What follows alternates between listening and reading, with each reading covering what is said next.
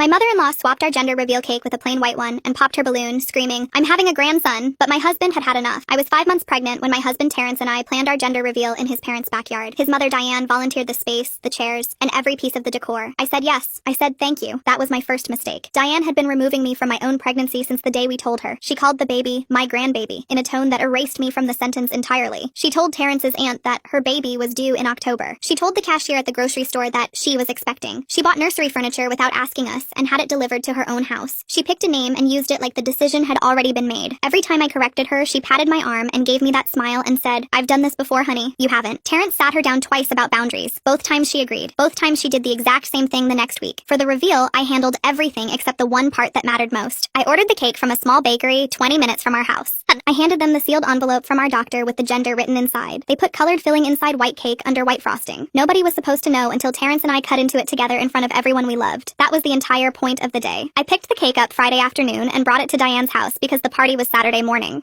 She said she would keep it in her refrigerator overnight. I put it on the middle shelf myself and I went home, and I felt good about the plan. Saturday morning, 40 people stood in that backyard. My family, Terrence's family, friends from work, neighbors, blue and pink streamers on every chair, balloons tied to the porch railings, a banner across the back fence that said, "Boy or girl." Diane in a brand new outfit walking around thanking guests for coming to what she kept calling her party. I let it go. I did not want to ruin a day that was supposed to be about me and my husband and our baby. Around 1 o'clock, Terrence and I stepped behind the table where the cake was sitting. Everybody gathered in a half circle. Terrence's cousin had her phone up to record. My best friend Yolanda was right at the front with her hand on her own heart. We picked up the knife together. We cut down into the middle. The inside was white. All white. No pink, no blue. Just plain cake with plain filling. I looked at Terrence. Terrence looked at me. I said quietly, "This isn't the right cake." Terrence looked across the yard at his mother. She was standing near the garage door holding something behind her back with a grin I will never forget for the rest of my life. She stepped forward into the open. She pulled out a giant blue balloon. She popped it over her own head and blue confetti went everywhere. She threw both arms up in the air and she screamed, "It's a boy!" at the top of her lungs. She jumped up and down. She grabbed Terrence's aunt and said, "I'm having a grandson," and started crying real tears in front of all 40 people. She had taken our bakery cake out of her refrigerator sometime between Friday night and Saturday morning. She had replaced it with a plain white cake that looked exactly like ours from the outside. She had used the gender information from our order to fill her own balloon with blue confetti. She had planned the entire thing so her announcement would land and ours would die in front of every person we knew. Yolanda put her hand on my shoulder. She said quietly, "Did she just do what I think she did?" I didn't answer because I was watching Terrence. He was standing completely still next to the table with the knife still in his hand. He was staring at his mother dancing in confetti in her own yard. He put the knife down on the table. He walked across the grass to where Diane was hugging his cousin. He stopped 2 feet in front of her. Diane saw him coming and her face lit up. She said, "Are you happy?" "It's a boy, Terrence." I knew it the whole time. I could feel it in my heart. Terrence said flat, "Where is our cake?" Diane waved her hand like she was waving away a fly. "Oh, that bakery cake was boring, honey. Nobody wants to just cut a cake. The balloon was so much better. You should be thanking me." Terrence said, "You stole the moment from my wife." Her face tightened just a little. "I didn't steal anything. I improved it. That is what mothers do." Terrence said, "You are not going to be in the delivery room. You are not coming to the hospital. You are not meeting this baby until my wife says you can. And right now I would not count on that being soon." 40 people went silent. Every pair of eyes in that yard on Diane with blue confetti stuck in her hair. His father Maxton was sitting in a lawn chair by the cooler. He did not stand up. He did not defend her. He looked at the ground like the ground had something written on it that he needed to read. Diane looked around at the silent yard and at her own husband not looking at her. She said, "You cannot keep my grandson from me." We left with confetti still stuck to my shoes. In the car, neither of us said anything for 10 minutes. Then Terrence gripped the steering wheel and said, "I'm done making excuses for my mother." I told him I needed more than words this time. He looked at me and said, "I will." I believed him, but I also knew Diane. She was not the kind of woman who heard the word no and walked away. She was the kind who heard no and started planning. By Sunday morning, I had 11 missed calls on my phone. Not one was from Diane. Every single call was from Terrence's side of the family. Carissa called first. She sounded careful with every word. She said, "I don't want to be in the middle of anything, but your mother-in-law has been on the phone all night telling people Terrence lost his mind at the party, and you've been poisoning him against his own family." I thanked her. I let her go. Then I sat on the edge of my bed, and I knew exactly what Diane was doing. She wasn't sitting in her house feeling sorry. She was building an army. She was calling every person she could reach, and she was telling her version of the story before Terrence or I could open our mouths. A cousin Terrence barely talked to called him next. They spoke maybe twice a year. The cousin said, "Hey man, your mom is really hurt. She's saying you told her she can't see her grandchild. That's kind of extreme, don't you think?" Terrence put it on speaker so I could hear. He leaned against the kitchen counter and closed his eyes. He said, "Did she tell you she opened the sealed envelope from our doctor, took our cake out of her refrigerator, replaced it with a plain one, and popped her own balloon in front of 40 people? Did she tell you that part?" The cousin went quiet, like completely quiet. Terrence said, "Yeah, that's what I thought," and he hung up. That evening, I got a text from a number I didn't recognize. It was 4 paragraphs from a woman I had never met about how a grandmother's love is a gift, and holding a grudge during pregnancy was not good for the baby. Diane was sending strangers to fight her battles. Terrence called his father that night. I sat next to him and listened. Maxton answered low, almost like he was trying not to be heard from another room in the house. He said, "Hey son." Terrence said, "Dad, what is going on over there?" Maxton was quiet for a second, and then he said, "Your mother hasn't stopped crying since yesterday. I'm not saying she was right. I'm just saying this house is not good right now." His voice voice sounded tired in a way that had nothing to do with one bad day. Terrence said, "Dad, she replaced our cake. She opened the envelope. She bought a different cake from somewhere. She filled the balloon herself. That isn't excitement. That's planning." Maxton sighed deep, the kind of sigh that comes from somewhere a man has been holding for years. He said, "I know, son, I know." And then he hung up. No goodbye, no advice, just that. Terrence set the phone down on the couch and stared at the wall. His father had confirmed everything without saying a single direct word. Maxton knew. Maxton had known the whole time. Maxton was a man sitting in the middle of a storm he had stopped fighting a long time ago. We sat at the kitchen table that night and we wrote it down. No contact with Diane until she gave us a real apology. Not, "I'm sorry you felt that way." Not, "I'm sorry if I overstepped." A real one. One where she named exactly what she did. She swapped the cake. She opened the envelope. She planned her own announcement on purpose. 3 sentences. Terrence wrote them on a piece of paper so neither of us would soften them later. We told nobody. Not Carissa. Not Maxton. Not my own family. Because we knew Diane. The second she found out there were specific conditions, she would find a way to deliver something that technically sounded close but didn't actually admit a single thing. 3 days passed. I almost let myself relax. Then Thursday afternoon, the doorbell rang and there she was on my front step, holding 2 gift bags and smiling like nothing had ever happened. I barely opened the door before she walked past me into the house, like she still had a key and a standing invitation. She set the bags down on my couch, one on each cushion, and she pulled out a tiny blue outfit with a little bow tie on the collar. "Wait until you see this one. I found it at the baby store near the plaza and I almost screamed in the middle of the aisle." She was using that bright, chatty voice she used when she wanted to act like everything was fine.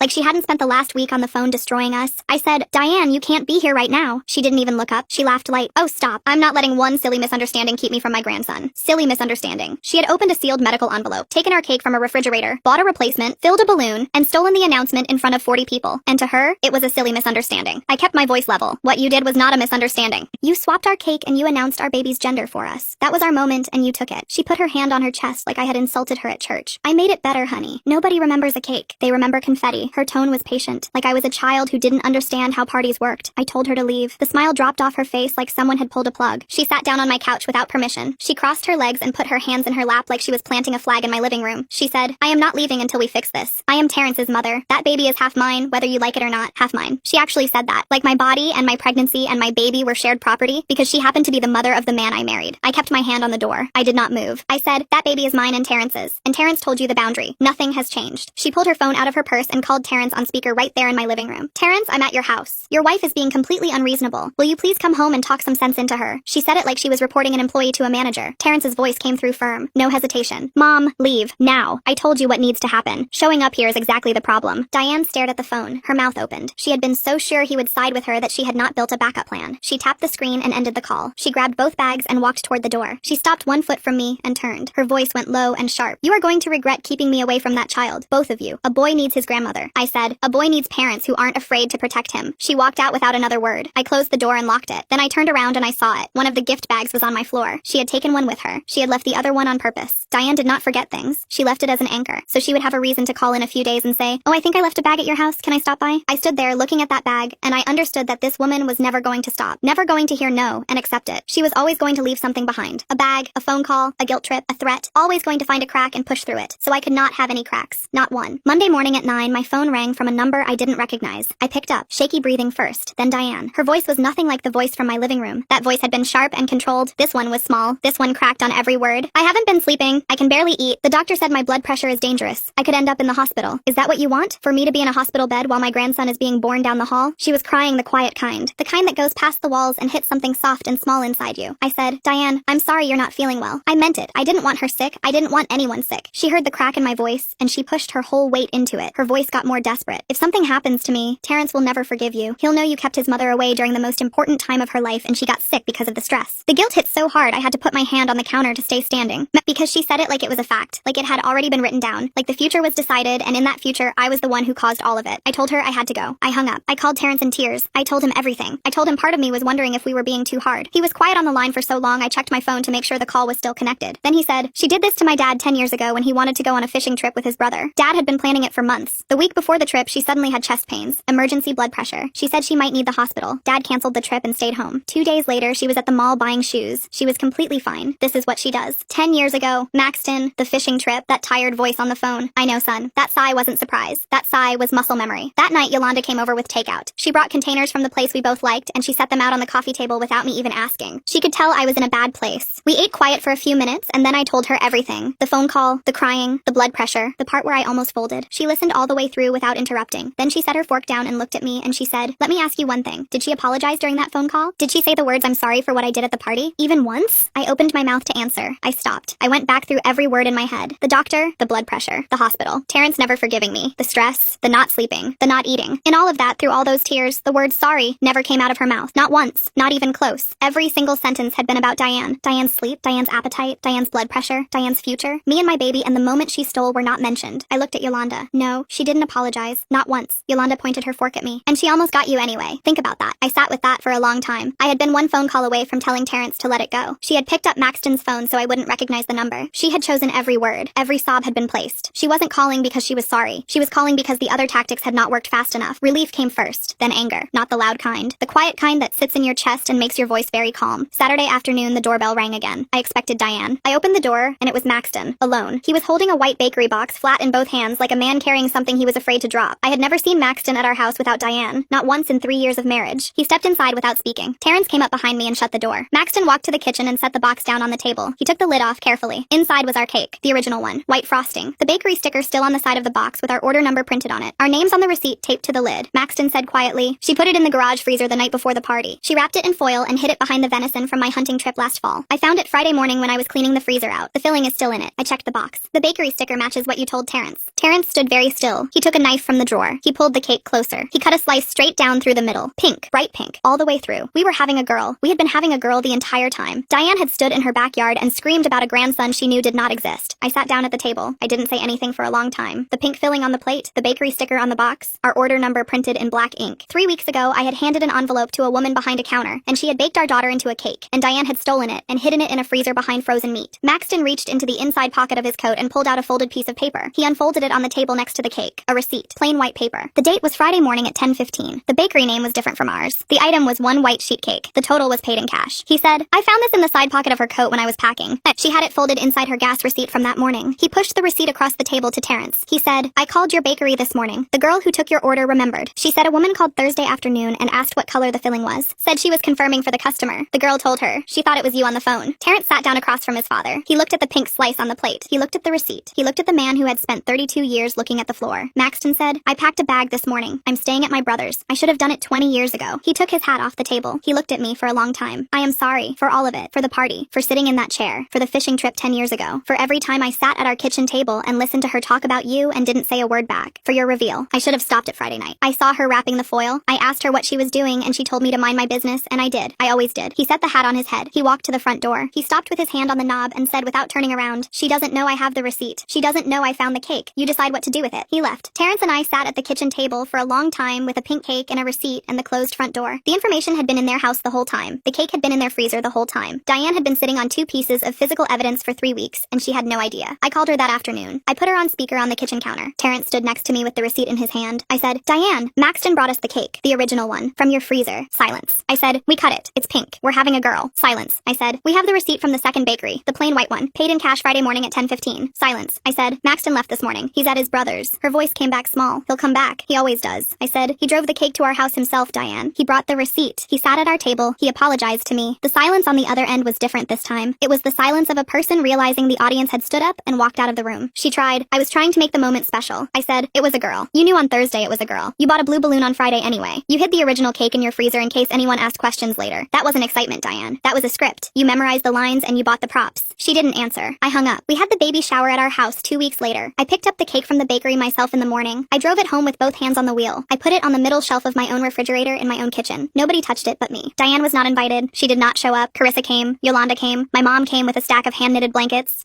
My sister came with a tower of diapers she could barely see over. A handful of Terrence's relatives came who had been at the gender reveal and had quietly chosen our side. Maxton came alone. He stood in the corner of my living room with a paper cup of juice in his hand. He didn't make a speech. He didn't try to explain himself or apologize again or make it about him. He just stood there and watched the room the way a man watches the sunrise after a very long night. When Terrence cut the cake, the filling was pink, bright pink all the way through. Everyone clapped. Diane sent a card the week the baby was born. We did not open it. It went in a drawer with the unopened ones that came after.